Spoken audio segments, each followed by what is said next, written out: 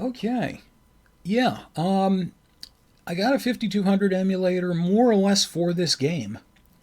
The Dreadnaught Factor. This was by Activision. It appeared on this and the Atari ST computer, and I think the Atari 800. I don't remember if this ever made it to Apple or not. What I think it is actually is what it is.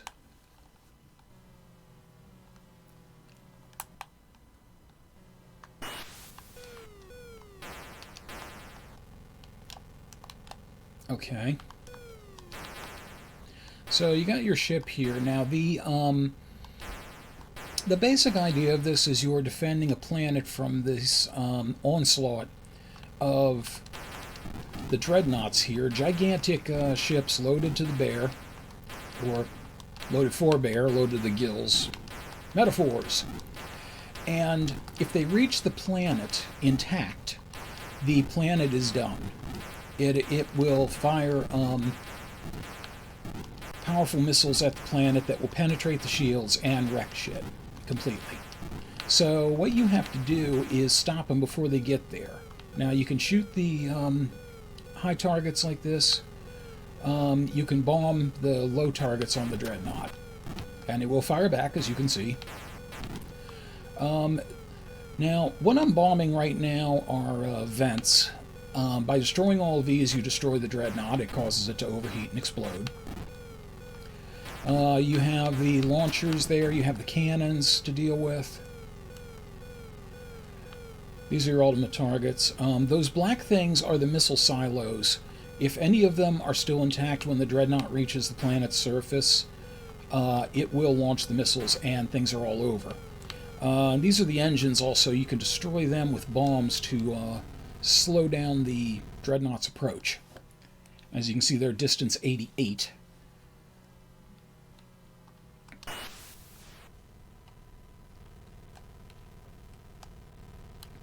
And you can thrust or pull back on the throttle in order to switch your approaches.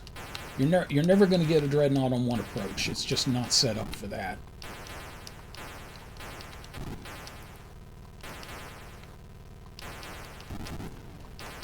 That right there is the bridge. If you destroy the bridge, I believe the tracking accuracy of the Dreadnought's fire goes down. The missile launchers, of course, fewer missiles at you. And the things on the side are towers. Occasionally they will fire some cluster shots at you.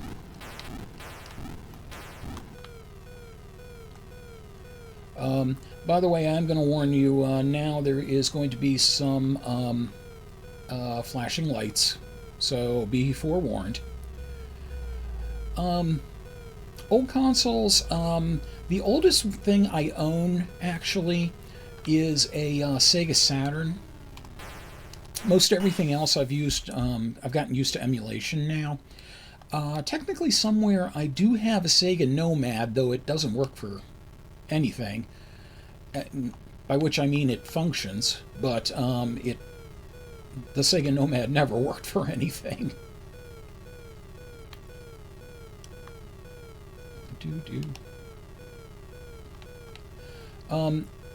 At one point or another, I had a bunch of the different consoles. And here it goes.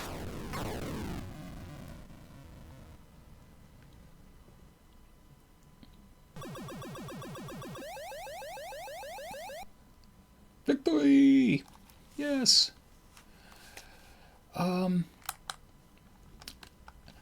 The main reason I bought a Saturn actually was for Night Warriors Darkstalker's Revenge, and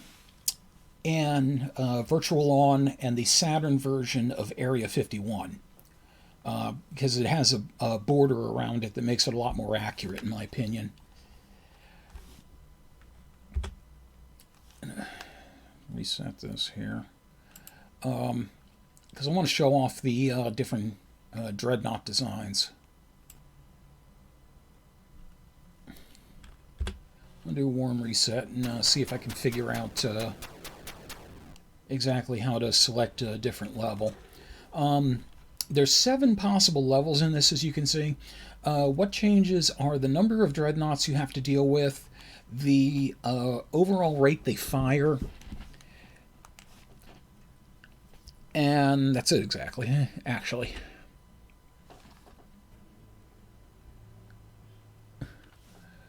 Franco OGT is hosting me? Really? Huh. Well, I did not know that. Wow. I feel like I'm moving up in the world. That is very cool.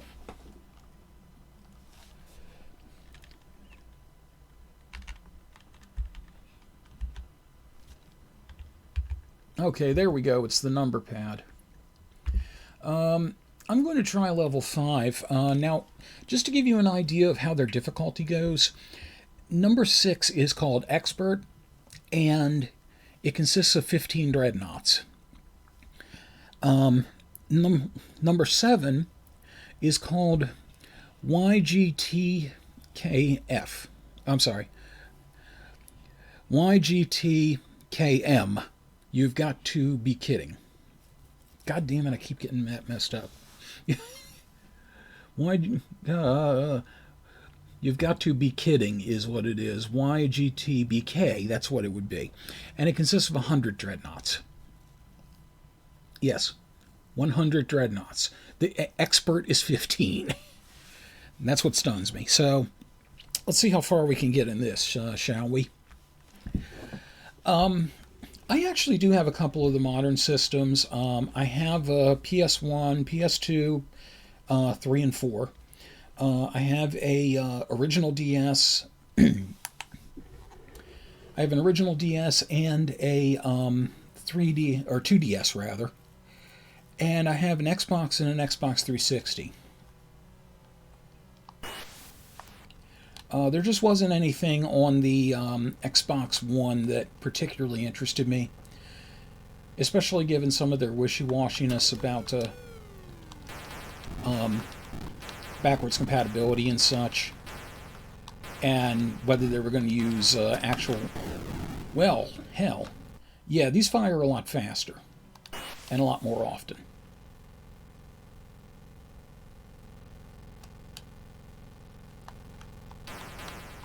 And kind of inherited them.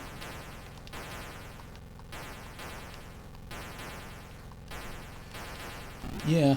Now, if you think the cannon fire is annoying now, later on those small turrets, in fact they might actually start doing it now, later on those small turrets are going to start turning. They will start angling their fire. So on these early passes with the dreadnoughts in these levels, I want to get rid of everything that fires at me first. And as you can see, that's sometimes easier said than done.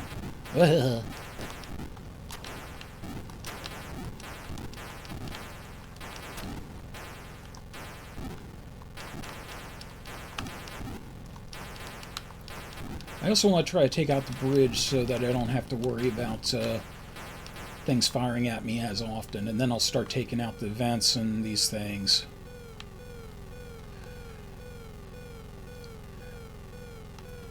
And usually with this one I can get, yes, I can get 3 engines in one shot.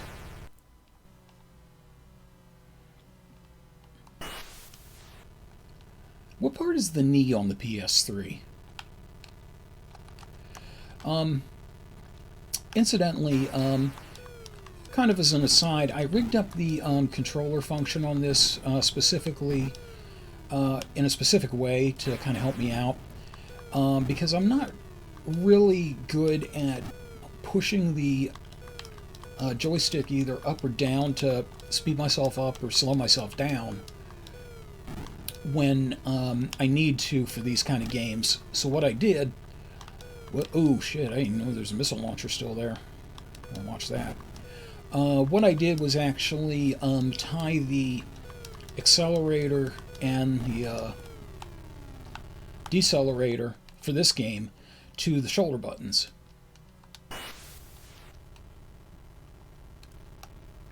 So I can just hold those down when I need to speed up or slow down.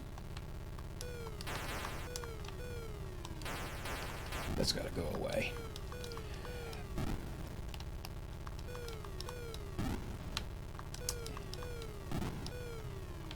I don't need to bother with the silos. I can just get rid of the vents. And there we go. And reminder for anyone who just came in, if you didn't hear before, flash warning. Okay, this is the second type of Dreadnought. This is the thin one. And this can be very problematic because unlike the wide one,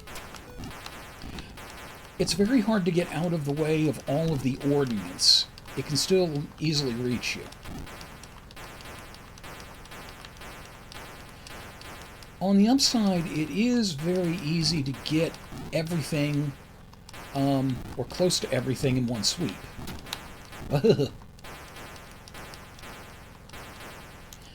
This is one of those things while you're taking out the main offense. Whoops. You just want to kind of let the bombs do their own work. So if the engines aren't destroyed, the Dreadnought will close a distance of 10, which I guess is, I don't know, 10 miles or something like that, or 10 parsecs or whatever. I don't know. 10.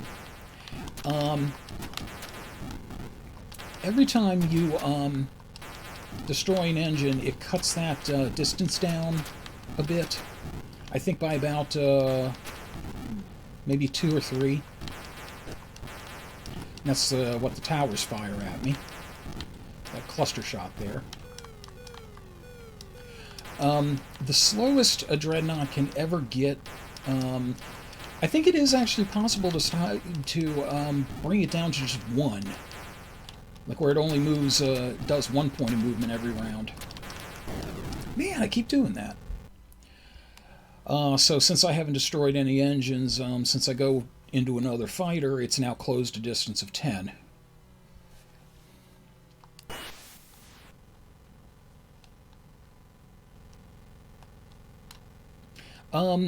I didn't really see any real benefit with the 3D, nor was I really sure that I was going to be able to physiologically handle it.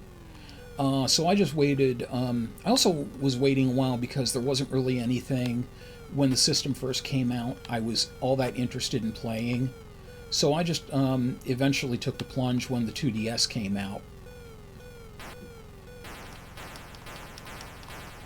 And even then, I really haven't played too much of it. Most of what I played was a... there was a game I downloaded. I don't remember what it was. I know the first game I downloaded was one of the Ace Attorney games. Dual Destinies, I think it was called.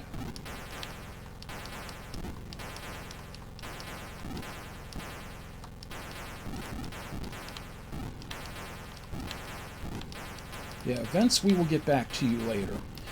This is the only Dreadnought where I'm pretty sure I can hit all 4 engines on one pass. So let's see.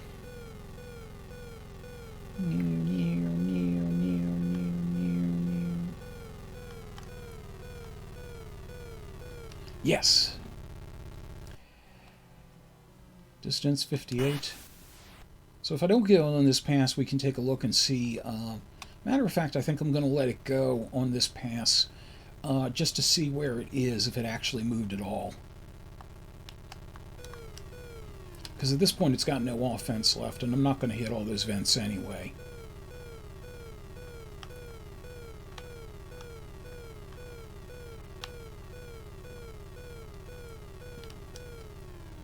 So it was at 58. Okay, 53, so it still does close some distance. I could have sworn it was less.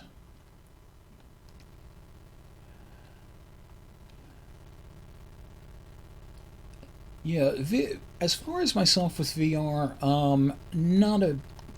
Well, shit, I hit the wrong button. Well, that's okay. Get a little closer, you know, just to make it interesting. I don't have the room, first off, to really make it effective even with wireless. I haven't really found a VR headset that fits well over my glasses. And also, as far as the two major VR sets out on the market, I don't want to do PlayStation because I don't want to be limited to just PlayStation games. And I don't want to do Oculus Rift because fuck Facebook.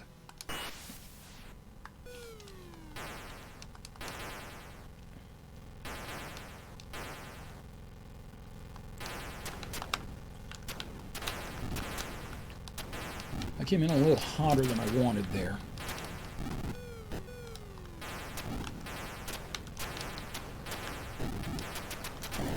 Damn.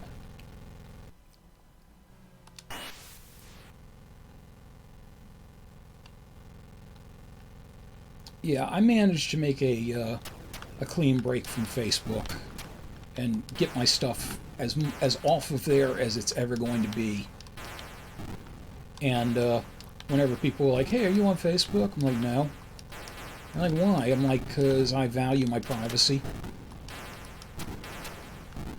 You know, some businesses on Facebook, I'll be like, "Okay, well, I'll just stop in." And if their primary thing is Facebook, I'm like, "Well, I'm not giving you any of my information."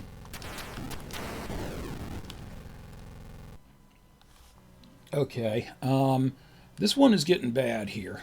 The Millennium Falcon is closing in.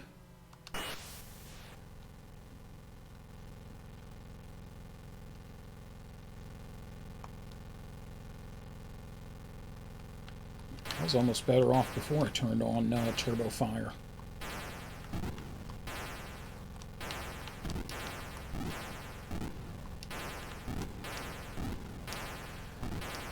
Forgive me if I go a little quiet here, because I have really got to pay attention now.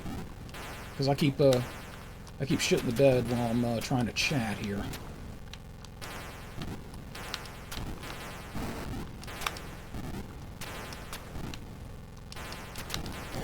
Damn it! Even when I'm being quiet, I'm screwing up.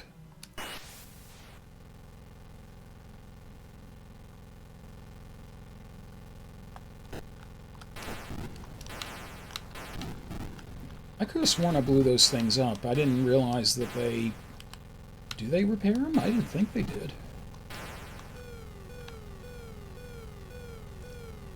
Gotta start knocking some vents out.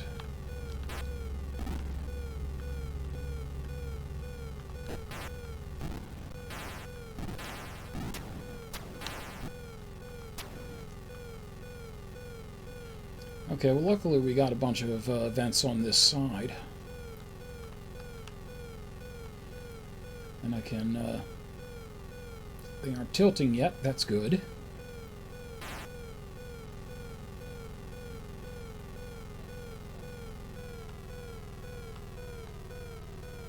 And I got 3 engines, good.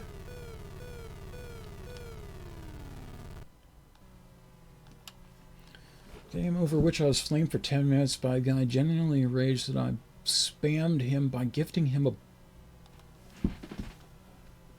Bally song? Is that what that is? I swear for a second I thought it was Ball Song. And I'm like, I can see how someone getting a Ball Song without request would consider themselves spammed or violated.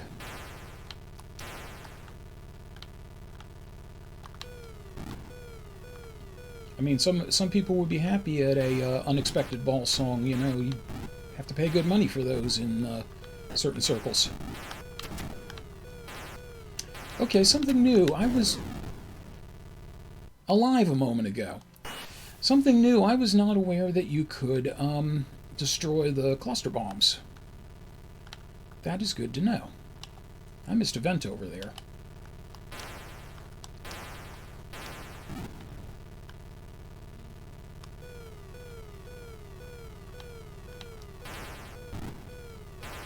Alright, well, I got that one before it could fire. Something else, by the way. If for some reason You cannot stop the Dreadnought before it reaches the planet's surface. As long as you have destroyed all of those black missile silos, it can't do anything. It will be unable to launch its ordnance at the planet. So, if you are in desperation mode, where you know you're not going to be able to hit all the vents, go for the silos. It will just hover there at the planet's surface uselessly.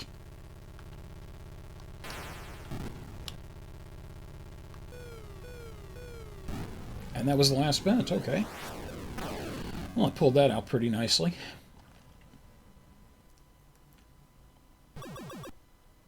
Okay, I hate this one. This is one of the ones I really hate. Because there is so much coming at you, and this gets especially bad when they start cross-firing.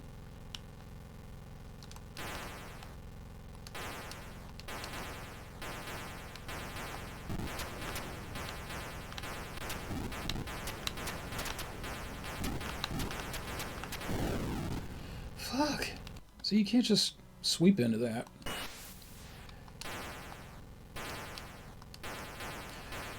Goober Slot, don't give the evil enemy armada ideas.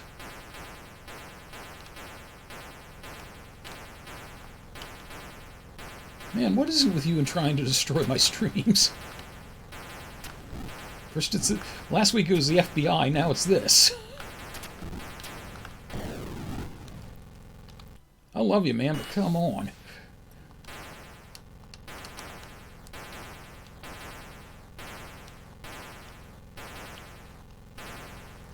This one is going very, very badly.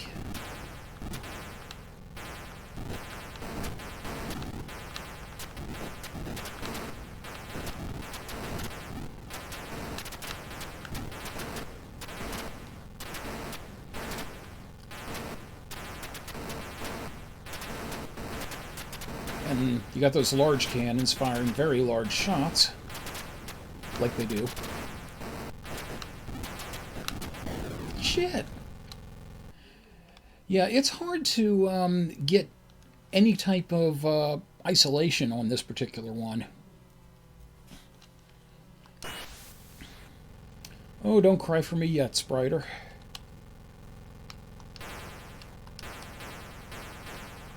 Don't cry for me, Spriter Jr. I still have lives in reserve.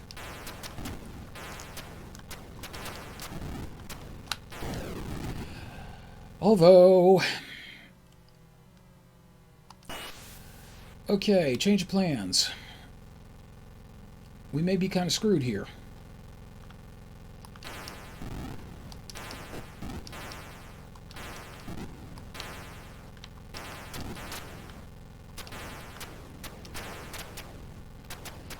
I need to see if I can hit those silos.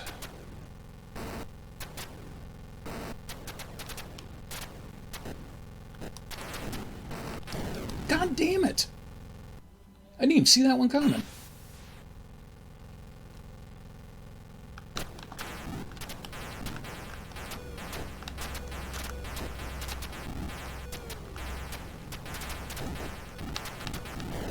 God.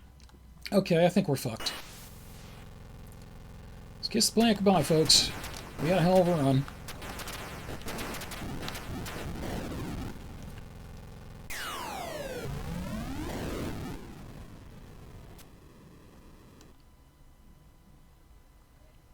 Yep. Okay, let me try that on a slightly lower level, just to see if I can manage to do any better on it.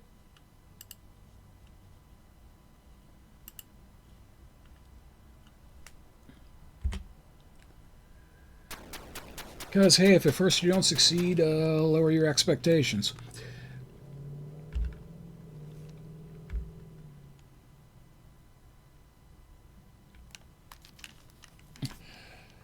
Yeah, 5200 was starting to pick up the technology a bit.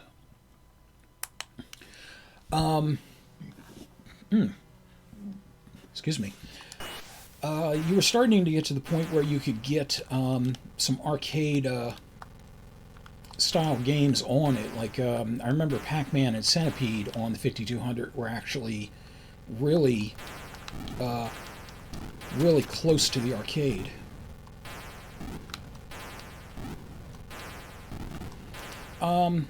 Sonic games, no, not really. I like the music from it, and they're pretty to look at, but the problem is when things start going too fast, I start to lose track of everything that's going on. My mind can't keep up with it, and then I start trying to pull back and slow everything down, and that's completely cross-purpose to the game. The other thing, dang it, the other thing as far as Sonic goes, I always hated the idea that the whole thing was built around speed and they encouraged you to go fast, you know, which is fine. I mean, it was designed it was mostly designed for that, but then every once in a while there'd be a part of the course where you would after all that time spent going fast, you would suddenly run dead into something that would injure you, that you would have easily seen if you were pacing yourself. But it didn't seem to want you to do that. So I'm like, well, make up your mind. Do you want me to go fast, or do you want me to, you know, have a chance at being successful? You know, I gave them their tries, but it just wasn't for me. And as far as the 3D Sonics, I wasn't going to even give them a shot because I knew, you know, what I would end up in.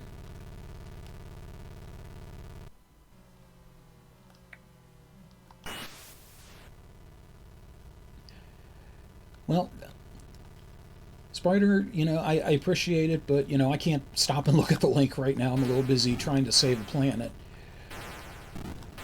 But, you know, we got it in there, so no worries.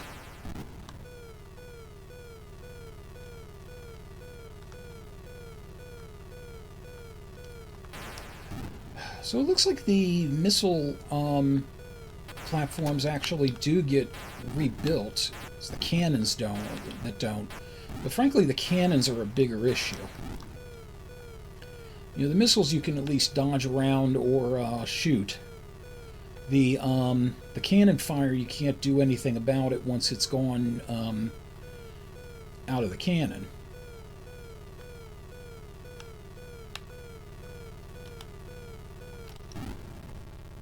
There we go.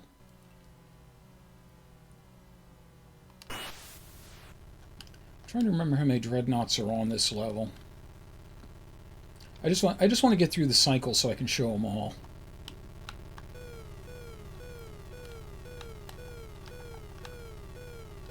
Damn it.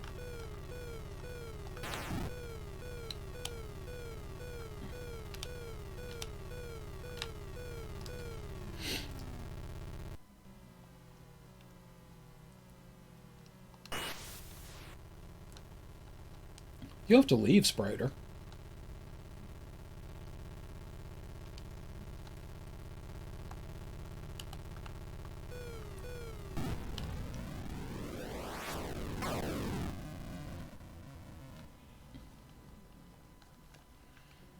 And that's one down. And now we got the flying cigar. Remember, sometimes a Dreadnought is just a Dreadnought. Well, welcome back, Gooberslap. You were a little late. The last run I did ended with the Dreadnought blowing up the planet. And I can't blame that one on you. That was all, you know, my ineptitude.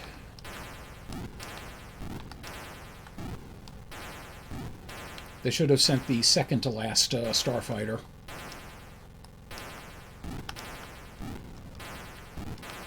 I wish I knew for sure if destroying the bridge did have an effect on the firing rate and the firing accuracy. I'm really not certain about it. I've heard that, but I haven't been able to ever confirm it. But in any case, it's there and it's shootable, so you know, you know my criteria. If I can make a destruction of it, I'm going to do it, and god damn it.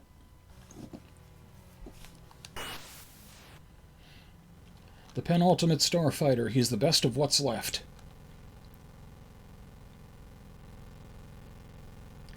I have to admit, as much as I hate remakes, I would almost be interested to see a remake of The Last Starfighter.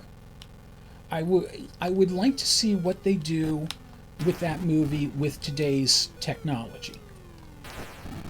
But part of me, I'm very conflicted on that. Part of me wishes they wouldn't do it because I don't really want people to remake anything. I'd rather see original stuff, and I also think if you get it well enough the first time, there's no need. But I think that's a movie that could do well with, you know, a modern coat of paint. The only problem is I think having an arcade game train some kid to be a starfighter would be kind of far-fetched in this age. So maybe it would have to be, I don't know, like a VR title. Okay, sequel I'd be fine with. I would rather somebody to do a sequel of an old movie than a remake of it. You know, just put some creativity in there. Let the original stand on its own. I'll tell you how bad it's getting with like the remakes and the sequels and such and things like that. One of the dumbest things I'd ever heard in my entire life, when the Lord of the Rings movies had first come out, and I think it was either when it first came out or when the second one had just came out. I was in a B. Dalton booksellers, back when they existed, and they had a end cap display of J.R.R. Tolkien novels. Many of them had the current posters on the cover to you know, tie them in with the movie and get the interest in from the people. It's like, hey, you've seen the movie? Here, read the book. And somebody took up the book for one of the Lord of the Rings movies and said, and I quote, "Oh, look, the novel from the movie." He might have even used the word novelization now that I think about it. But I refuse to believe that anyone that stupid would have enough grasp of the English language to know the word novelization.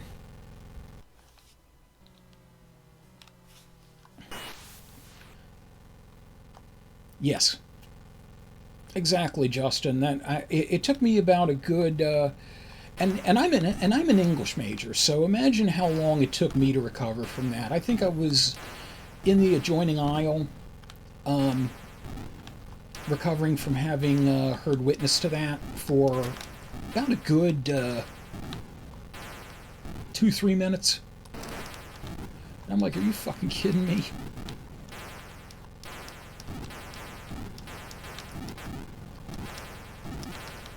Novelization, are you goddamn?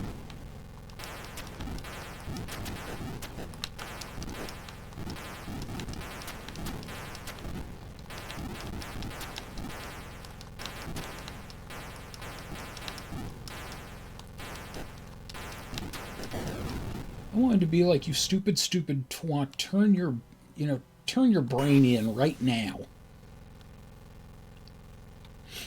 Yes, I would have paper cutted them to death. I would have paper cutted them to death.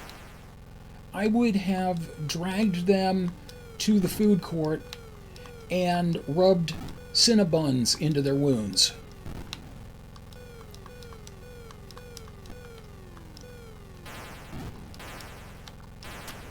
Just holy shit.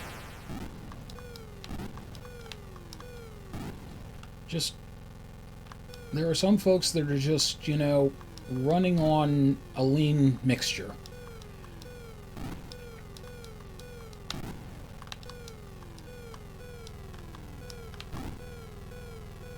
slow this big bastard down a bit. There we go. That'll do it.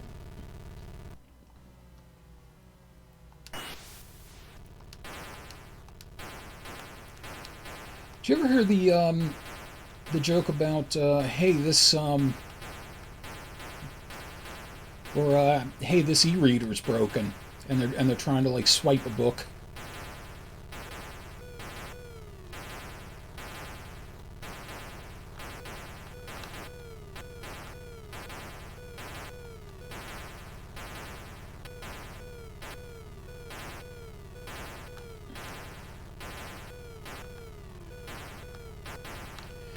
Yeah, I don't mind so much, you know, books being converted into movies and such. The one exception, actually, I think was Harry Potter. I know it was inevitable that it was going to happen, but the thing I really liked about the Harry Potter books, I didn't even read them.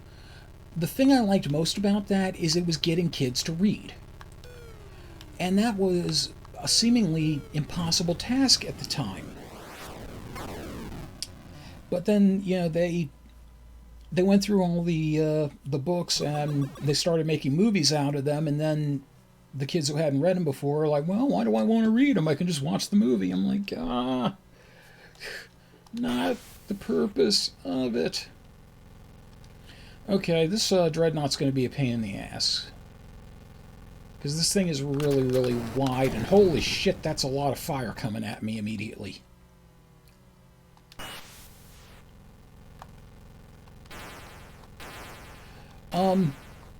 One of the things that turned me off of movie books, there was a book that had novelizations for two of the Elm Street movies, specifically Elm Street 4 and 5. Now, Elm Street 4 had already been out, god damn it, and I had already seen it and knew what parts of the novelization were incorrect. Because I had no idea whether or not the novelization came before or after the movie, but I had to assume that since the movie was already out, the novelization followed.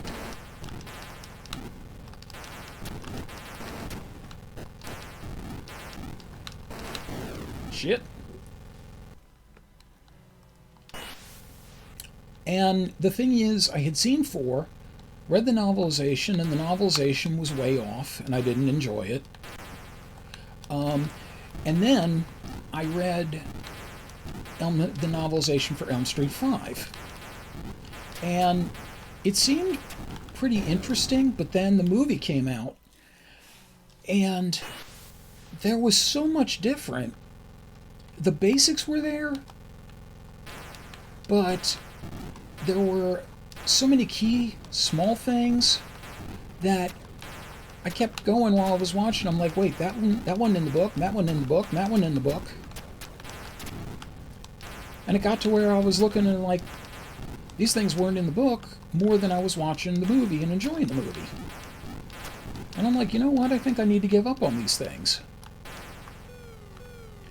So by the way, getting back to the game here, you see the problem with this Dreadnought is that it is very wide, so a lot of moves are needed to get it. But fortunately, I got 3 engines, so that will slow it down enough, hopefully, for me to take care of business. Which I really hope I can do, because I'm running out of ships here.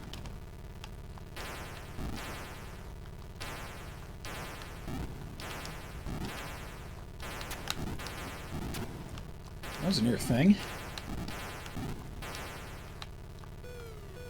Okay, well, except for the inevitably regenerating missile launchers, all of the dangerous targets are gone. Let me see if I can get both of these vents. Yes, yes I can. And that engine. Good, good, good.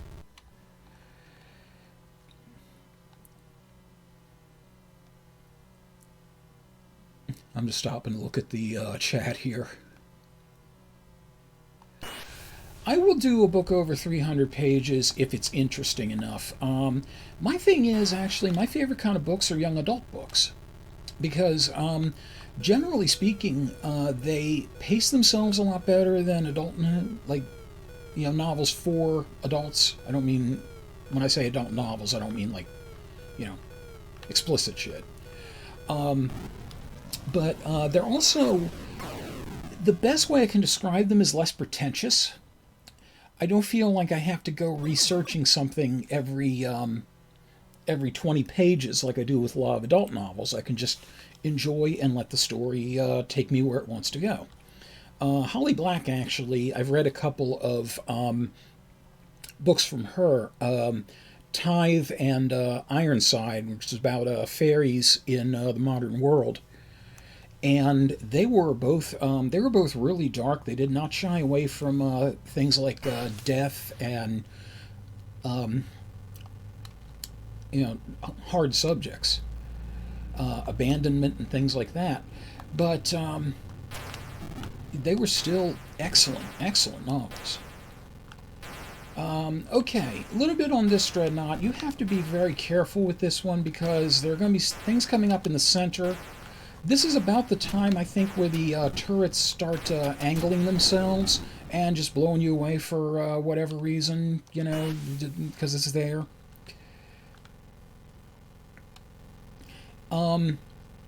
So it's very easy for you to get hit by something that you never see coming.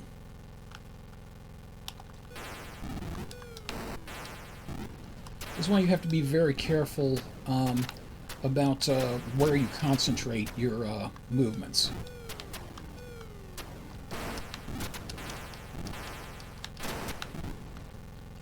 It's one of those ones where I should be, yeah.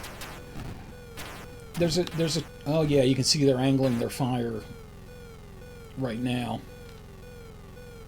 So this is one of those ones where I try to hit the sides first and then go into the middle. Because if I go into the middle, the both sides are going to be firing at me, and then I'm going to have a just too much of it. Well, shit. That was remarkably stupid.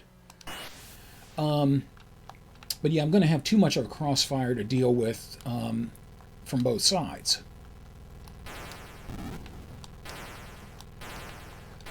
As much as possible, I want to try to get stuff before I even see it on screen.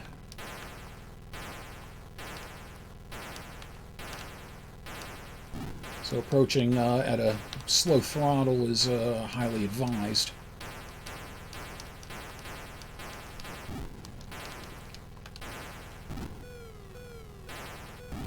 If I get any vents on here, it's going to be ancillary to taking out the forward firing targets.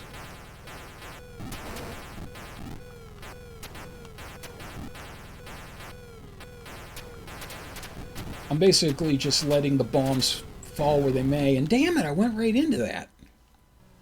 I zigged when I should have been zagung. Or something like that.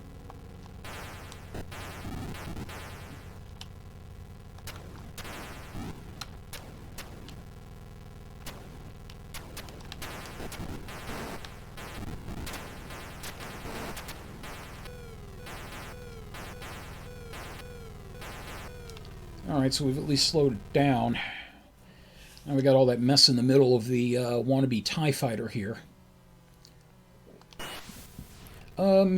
Misfit Kitten, what's the series?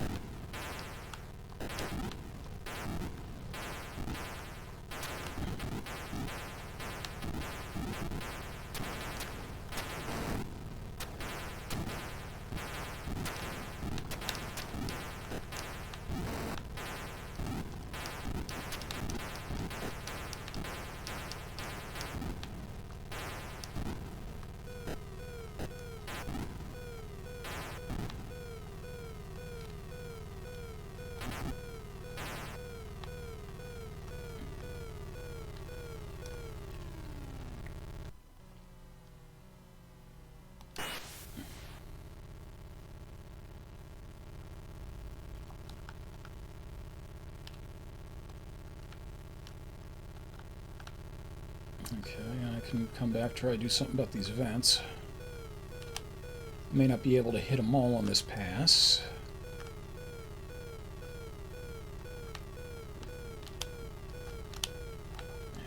Dang it. I get the silos at least. Or not.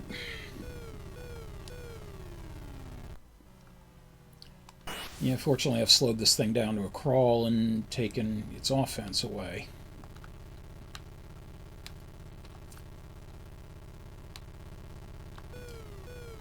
Unless, of course, it decides to do that, hey, we fixed shit while you were gone trick, and no, it didn't, fortunately.